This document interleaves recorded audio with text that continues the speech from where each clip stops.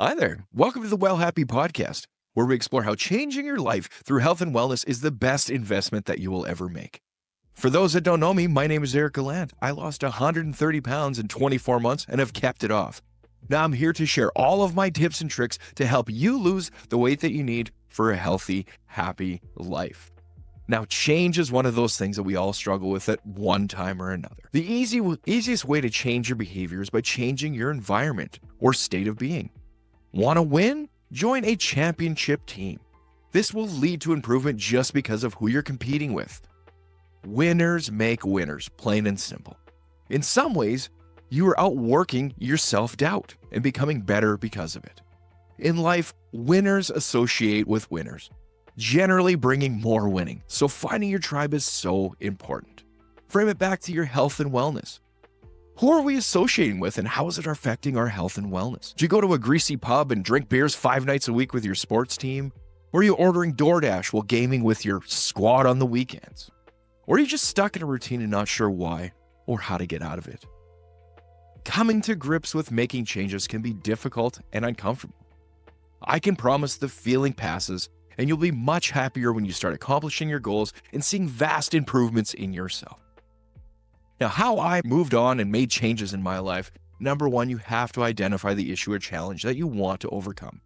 For me, it was limiting fast food trips during the week and ordering Uber Eats or skip the dishes. Number two, creating a plan of action to overcome the challenge with a timeline. For me, this was finding alternatives to having an on-the-go meal solution to avoid the trips to that local drive-thru or pushing send on Uber Eats. Number three, you want to build your weekly schedule with the days planned out in advance. For me, Wednesdays were a busy day, so having something ready to eat and easily accessible, reheated, and something that was nutritious for me was essential. This would eliminate the drive-through trips and increase my protein intake, which was massive benefits for me. Number four, implement and course correct. Time to stick to it. Go day by day and focus on never missing 2 days in a row on anything. Also, never throw a day away because it started off rough with a couple Egg McMuffins, a large orange juice, and a truckload of hash brown. Course correct and bounce back. Remember, it's calories per week and not per day. That's what we focus on. And lastly, we want to check the progress and celebrate those yard markers and obviously the overall goal when we crush it.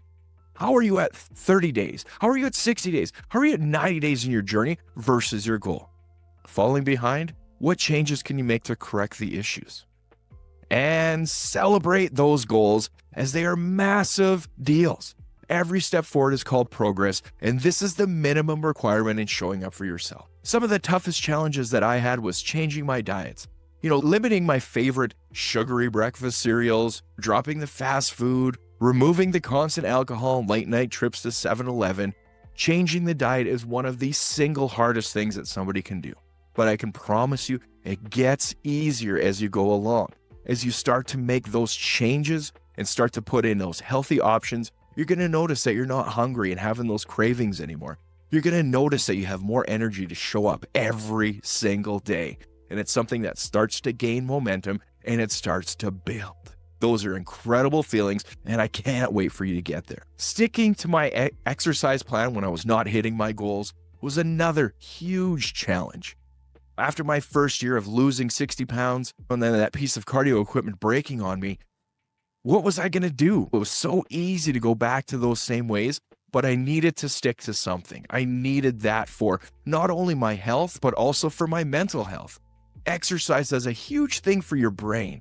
Those endorphins and different things that it releases, it helps us deal with stress and work through issues. To have that time to think, drive deep into those things that are really bothering you and ways that you could possibly overcome it. Sitting at home staring at the wall and feeling crappy about yourself is never the best way forward. Exercise and movement always brings better ideas. It's just something about moving your body. It's almost like we're wired for it. So keep moving. Another one was changing relationships with people in my life. A lot less wing nights and binge drinking till 3 a.m. I was instead showing up for myself and my family and being more deliberate with my fun outings.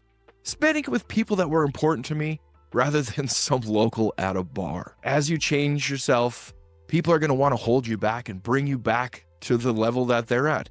Anytime somebody sees you stepping up above where they're at, it makes them look at themselves and go, what am I doing? I could be doing this too. But they want you to stay where they're at because misery loves company. It's when people try and step up and above the crowd that the crowd tries to pull them back down. So unfortunately, as you change, people need to be left behind at times. I'm not saying that you're going to need to leave your mother or your children or your wife or anything like that. But at times you need to recognize those relationships and if they're good for you or bad for you.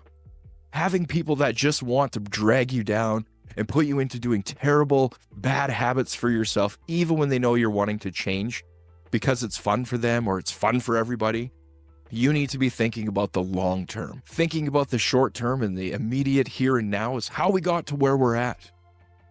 Being able to change and course correct and recognize when something goes off track and just help to push it back. Make that course correct and just get back going straight. As long as it's that 1% better than the day before, that's all we're asking. We're not going to change everything in the same day. It will just change as you move forward. As you get past that 30 days, 60 days, 90 days, it's going to continue to change. Those relationships with people around you, you're going to figure out real quickly if they're there to support you or if they're there to drag you down. You can't give up. You have to stick with your tribe. You have to stick with the people that are going to be there to support you, to help, and to build with you. It perpetuates more winning, like I talked about earlier. Championship mentality. Winners breed winners. So you need to stay with the people that are there to help you. The next one for me was asking for help and actually listening to the feedback. Now, I was always good at asking for help as a youth or as a young adult. But I wasn't always ready to listen to the feedback or the solutions or anything other than what I wanted to hear, which was generally excuses. Let's be totally honest on that. Asking for help is one of the hardest things for people to do. There's times in my life where I've had issues and I haven't asked for help. It's put me into suicide attempts. It's put me into debilitating depression, severe anxiety, panic attacks in the middle of the night, thinking you're dying. But you're just freaking yourself out because you're so wound up, because you just can't let go, or because you haven't kept a promise to yourself in years. Those are the hard parts. Those are the times when you need to ask for help, but actually sit back and listen to the feedback and then take your actions forward from there.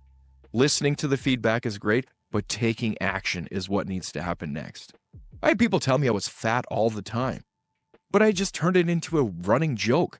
I had like a stand-up routine that would be around, oh, you fat guy, the fat guy's here, ha ha ha ha ha.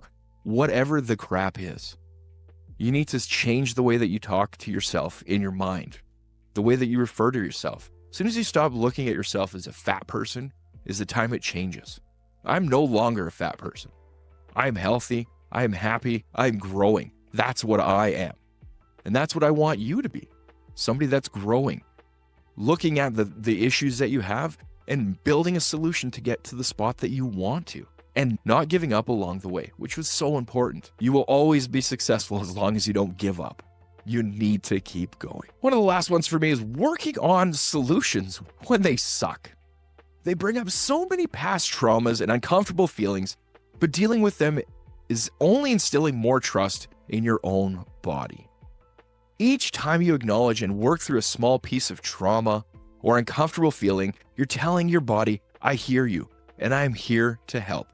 This will automatically start to settle your central nervous system and begin to bring some harmony to your body. Do this 100 more times and you're making big progress in dealing with those issues. You will notice changes in different parts of your life. Most importantly, in your happiness. As soon as you really start to live in the uncomfortable, that's where change really starts to take shape. It's not that we just need to go from point A to point B. It's the person that you become along the way onto your final goal. You need to change. There are times in your life where you could be set up into this exact same scenario and weren't able to walk through the door of opportunity because you weren't ready. You didn't have the perfect life experience. You weren't exactly where you needed to be mentally, physically, emotionally in order to hear the challenge, in order to ring the bell of actually overcoming it for once in your life.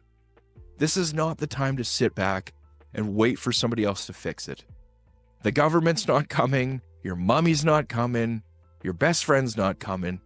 Nobody is going to be there to save you but you. If you need to ask for help, ask for help. There's people everywhere that are there to help. You're not alone. And I can promise you the feeling passes. And you will only get stronger as you continue working through those challenges. As soon as you start slaying those dragons that you have inside of you, the more momentum it builds, the more truth that you start to feel in your own body, and the more faith you have in keeping your word to yourself. Because that's the hardest thing to do, is keeping your word to yourself. But as long as you follow the golden rule, never miss 2 in a row. Never miss 2 in a row of anything. If it's days of work, never miss 2 in a row. If it's showing up for yourself, never miss 2 in a row. If you have a bad day of eating, never 2 in a row. As long as you stick to that, as long as you commit to never 2 in a row, you will be so much better off as you move forward with challenging all your life goals and everything that you're doing going forward in life. What are the biggest changes you've ever had to make? Why don't you leave them in the comments and we can chat about it? I'm here to help. I would love to hear what some of the biggest changes that you ever had to make. Thank you so much for watching, tuning into this episode. Stay tuned for more. There's lots more in the tank. And remember, you're stronger than you think. So do all the hard things. Bye for now.